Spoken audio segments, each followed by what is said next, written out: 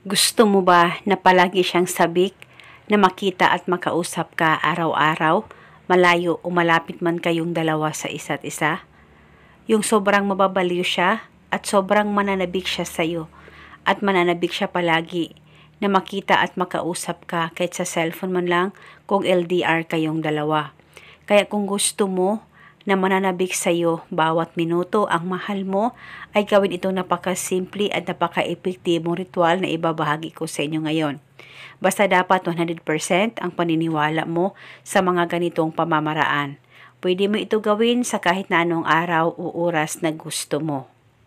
Ang gagawin mo lamang ay kumuha ka ng papel at panulat. Isulat sa papel ang kanyang tunay na pangalan at apelido ng 3 beses. Dapat alam mo ang tunay na pangalan niya nang sa ganon mapadali po ang talab nito. At pagkatapos kumuha ka ng chili powder o siling labuyo. Kung wala naman kayong siling labuyo na fresh ay pwede kayo gumamit ng chili powder. Kahit kalahati lamang po sa kutsara ay pwedeng gamitin. At kung sili na fresh ang gagamitin nyo, siling labuyo o siling haba ay pwede po.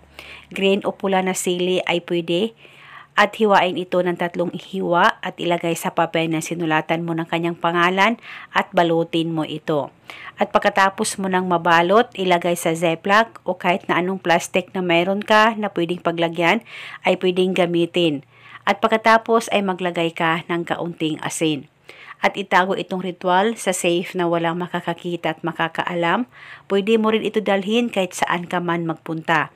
At wala na po kayong kailangan pagbanggitin o ibulong na spell. Basta gawin itong ritual na tama ang pagkagawa mo. At paniguradong mananabik sa iyo ng sobra-sobra ang mahal mo. Malayo o malapit man kayong dalawa sa isa't isa. At dalhin o itago itong ritual hanggang kailan mo gusto. At eto muna sa ngayon, maraming salamat po sa panonood. May God bless us all.